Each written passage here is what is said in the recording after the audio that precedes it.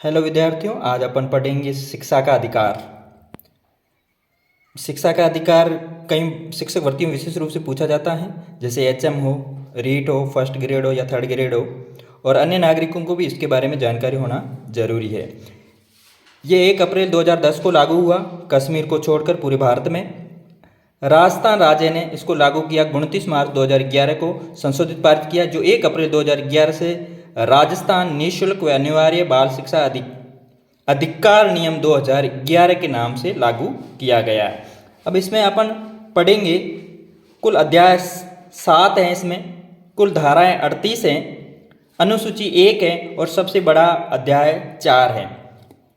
अब धाराएं कुल 38 हैं, जिसमें इम्पोर्टेंट्स धाराएं कौन सी हैं, क्योंकि 38 धाराएं याद करना इम्पॉसिबल रहती है, तो इम्पोर्टेंट धाराएं कौन सी जो हर एग्जाम में पूछी जाती है उनको मद्देनजर रखते हुए अपन इसमें डिस्कस करेंगे।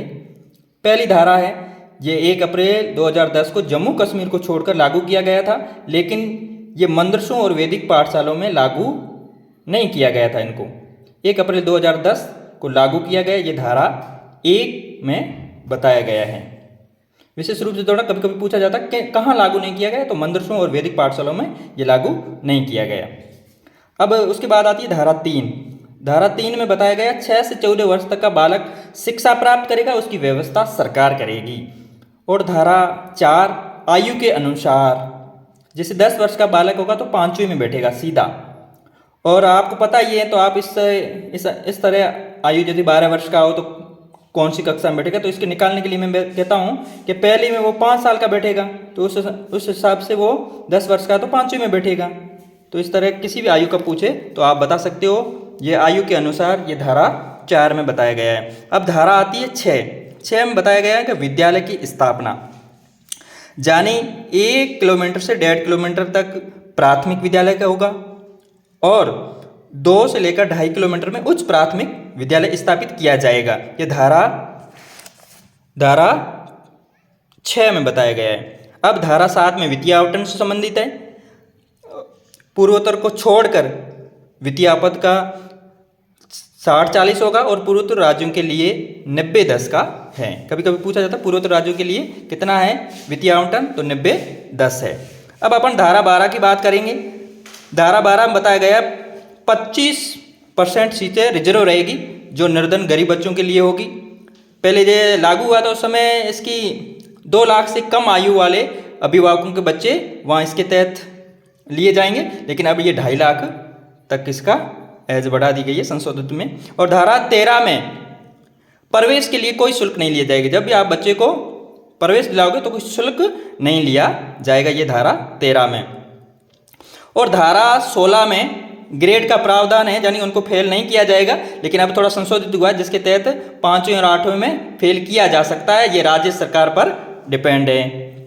अब आती है धारा 25, वेरी इंपॉर्टेंट है। ये छात्र और शिक्षक का अनुपात क्या रहेगा। जैसे पहले अपन देखते हैं प्राथमिक शिक्षा के लिए, यानी 30 पर 1 होगा, यानी 30 विद्यार्थी हैं तो 1 शिक्षक होगा, तो 60 पर 2 शिक्षक होंगे, 61 से 90 3 शिक्षक होंगे, 91 से 120 4 शिक्षक होंगे, और 121 से लेकर 150 के मध्य 5 शिक्षक और 1 एचएम होगा। प्राथमिक विद्यालय में यदि 200 से अधिक छात्र होने पर तो उसका अनुपात 40:1 रहेगा। वैसे तो प्राथमिक शिक्षा के लिए छात्र और शिक्षक अनुपात 1:3 30 है, लेकिन 200 से अधिक छात्र होने पर उसका अनुपात होगा 1 शिक्षक होगा 40 छात्रों पर। अब आती बात अपन आगे करते हैं उच्च प्राथमिक विद्यालय के लिए, यानी कि 1 शिक्षक 35 विद्यार्थियों पर होगा उच्च प्राथमिक विद्यालय में। अब अपन एक धारा इंपॉर्टेंट है, धारा 17 की बात करेंगे, जिसमें दंड का निषेध दिया गया है। 17 खतरा, यानी बच्चे को खतरा नहीं होना चाहिए। धारा 17 के तहत दंड नहीं दे सकता कोई भी शिक्षक, ये बताया गया है धारा 17 में। अब अपन बात करते हैं धारा 26 में बताया गया है 10% से अधिक पद खाली नहीं रहेंगे, यानी किसी भी विद्यालय में शिक्षक के 10% अधिक पद खाली नहीं होने चाहिए, यानी भरे हुए होने चाहिए। तब आप देख रहे हैं कि लगातार भर्तियां आ रही है। अब धारा 27 वेरी इंपॉर्टेंट है, जिनमें शिक्षक 3 कार्य ही कर सकता है। इंपॉर्टेंट, यानी शिक्षण के अलावा 3 कार्य। जनगणना का कार्य जो 10 वर्ष बाद होती है वो है, निर्वाचन का कार्य और राष्ट्रीय आपदा आती है ना, उसमें उनकी ड्यूटी लग सकती है। इसके अलावा शिक्षक कार्य नहीं करेगा, ये शिक्षा के अधिकार में बताया गया है। जैसे राष्ट्रीय आपदा, अभी कोरोना आया था, इसके तहत ऐसे राष्ट्रीय आपदा आती है तो शिक्षक कार्य करेगा। एक जनगणना, एक निर्वाचन, ये तीनों आप ध्यान रखना विशेष रूप से। अब आती है धारा 28, ट्यूशन पर प्रतिबंध, यानी स्कूल के अलावा शिक्षक ट्यूशन नहीं करवा सकता, ये इस धारा 28 के तहत प्रतिबंध है।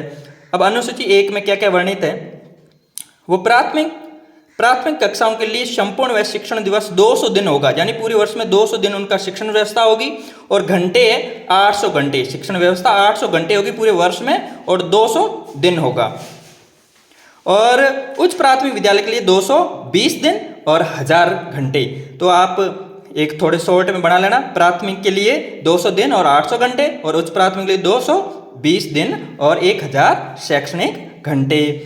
अब इम्पोर्टेंट बातें अपन कर देती है। प्रत्येक अध्यापक प्रति सप्ताह कार्य 45 घंटे प्लस तैयारी शामिल होगी, यानी कि एक सप्ताह में 45 घंटे वो कार्य करेगा, शैक्षणिक कार्य करेगा। अब नोट चीजें इंपॉर्टेंट देख लो। प्रत्येक विद्यालय में कम से कम 150 विद्यार्थी होने पर एक पूर्वकालिक एचएम रखा जाएगा।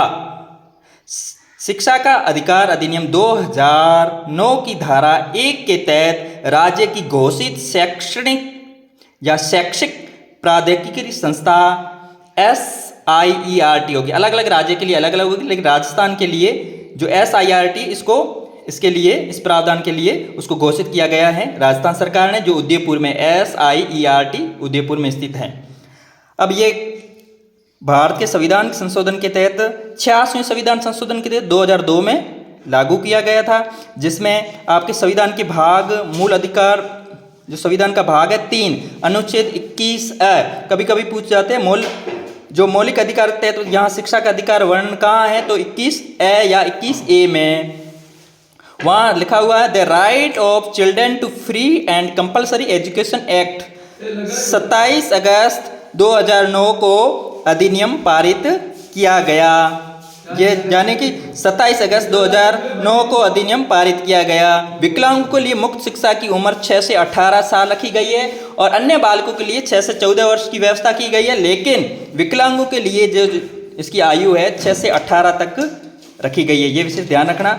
और इसके अलावा यदि कोई इंपॉर्टेंट हो तो मुझे कमेंट के माध्यम से बता सकते हो, उसमें अपन सुधार करके ऐड कर सकते हैं। ये इंपॉर्टेंट रिपोर्ट कम समय में, यानी थोड़े मिनटों में आप ये टॉपिक क्लियर कर सकते हो, और इसको लिख के आगे कंपटीशन में आप यदि तैयारी कर रहे हो तो आप मिनिमम ये 1 पेज का कार्य है, जो आप लिख के और शॉर्ट टाइम लास्ट एग्जाम में आप दोहरा के अच्छे नंबर अर्जित कर सकते हो। धन्यवाद।